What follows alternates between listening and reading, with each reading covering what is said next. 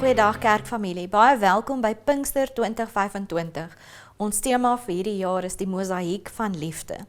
Vandag wil ek praat oor 'n merkwaardige egpaar wat ons in die Nuwe Testament ontmoet. Die paartjie Priscilla en Aquila. Alhoewel hulle dalk nie so bekend is soos Paulus of soos Petrus nie, dink ek dat hulle impak op die vroeë kerk is ongelooflik groot en daarom wil ek vandag so 'n bietjie by hulle stil staan. Deur hulle gasvryheid, hulle werk met die apostel Paulus, hulle werk onder die jong Apollos en die disippelskap wat hulle getoon het, kom wys hulle vir ons hoe die kerk gemobiliseer kan word om praktiese geloof uit te leef op 'n baie kragtige manier.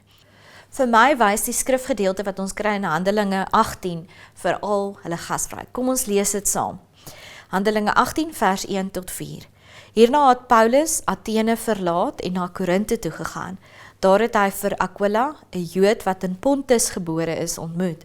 Hy het kort tevore saam met sy vrou Priscilla uit Italië daar aangekom, nadat keiser Claudius beveel het dat al die Jode Rome moet verlaat.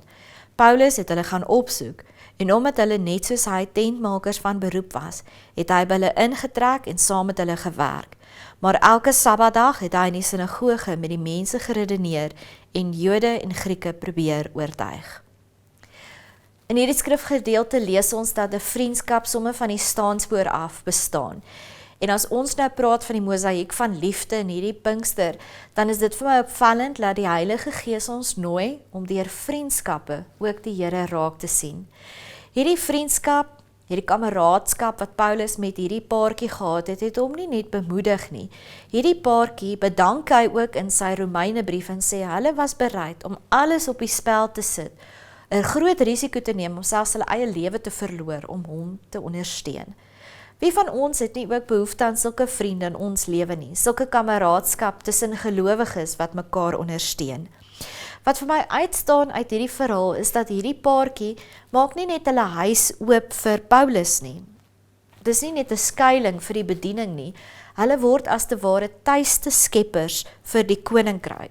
En hulle huis word 'n heiligdom. Ons lees dat gelowiges by hulle huise by mekaar gekom het. En as ek en jy dink as moderne gelowiges, is dit iets wat ons mis. Ons nooi skaars ons vriende oor, wat nog van medegelowiges soos vreemdelinge.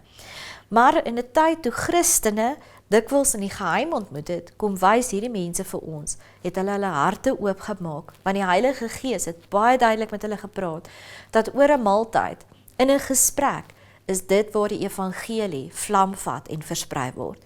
So vir my is gasvryheid 'n heilige daad en ek dink in hierdie Pinkster word ons opnuut herinner dat ons tafels en ons lewens oopmaak vir mense, want ons weet nooit hoe die Heilige Gees hierdie geleentheid gebruik om die koninkryk te laat vlam vat nie. In Pinkster word ons herinner dat reg van die begin af in Handelinge het mense hulle lewens met mekaar gedeel en ons word op dieselfde manier genooi om ons lewens die heiligdom te maak, waar die Here deur sy Gees ons met mekaar kan laat deel. Ons word nie geroep om passiewe waarnemers te wees van hoe die evangelie versprei word nie. Ons word geroep om aktiewe deelnemers te wees aan God se plan. Hetsy dit is hoe die Here ons hande en voete gebruik, hoe hy ons gebruik om te laat bid vir ons gemeente en vir ander gelowiges, en of ons lewens oopstel deur vriendskappe wat hy kan inrig. Kom ons vra onsself vandag die vraag af, maak ons harte en ons huise oop vir ander? Werk ons saam in die bediening, nie net in eie naam nie, maar ook in aksie, en is ons berei om te belê in die geestelike groei van ander?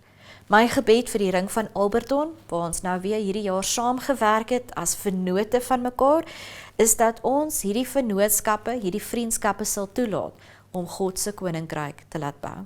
Kom ons sit net so in ons bid saam. Ons hemelse God en Vader, gebruik ons, soos wat die Priscilla en Aquila gebruik het, om heiligdomme in ons lewens te skep. Tuiste skeppers van die koninkryk te wees, wanneer ons toelaat, laat mense ons harte en ons lewens betree. Help ons om nie net so ingestel te wees op onsself en ons eie agendas nie, maar om self en ons lewens oop te stel, dat U Gees in ons woon en in ons werk. Mag dit wees dat U in hierdie Pinkster ons opnuut kom herinner, dat U Gees nie ingeperk kan word nie, en dat U Gees oral waai waar hy wil, om U woord te versprei. Mag ons nie daardie hindernis wees wat die Gees verhinder nie, maar mag ons juis medewerkers wees van u goeie woord. Ons loof en prys u vir die geleentheid dat u ons nie uitsluit uit die plan nie, maar juis ons innooi om deel te neem. Mag u al die lof, al die eer en die aanbidding kry. Amen.